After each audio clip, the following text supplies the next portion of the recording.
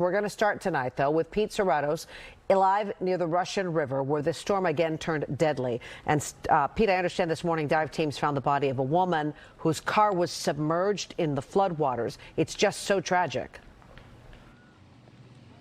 Yeah, very tragic indeed, Jessica. And look, we're here in Guerneville along the Russian River, like you mentioned. The rain has been coming down all day long. It's pretty heavy right now. Here along the Russian River, that water is definitely rising. And as you mentioned, that tragic incident, that happened east of us in Forestville, and really is just a reminder of how dangerous the conditions can get with these storms.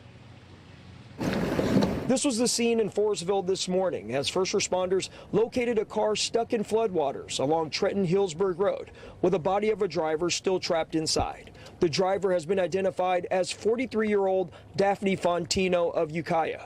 The Sonoma County Sheriff's Department says she called 911 yesterday morning, saying her car was sinking in floodwaters. At that point, when the caller, when she called, there was water going over the hood of her car, so she was pretty deep. Crews immediately arrived on scene, but couldn't find any sign of her or her vehicle, and ultimately called off the search. They were able to locate her car this morning once the floodwaters receded. The drowning happened in an area known to flood.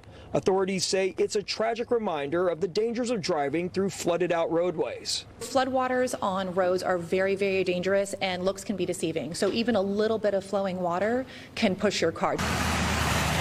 In nearby Guerneville, residents are once again seeing the Russian River rise toward flood stage. Erica says her home flooded during another major storm back in 2019. So she's packed and ready to go and says it's now just a waiting game to see what's to come.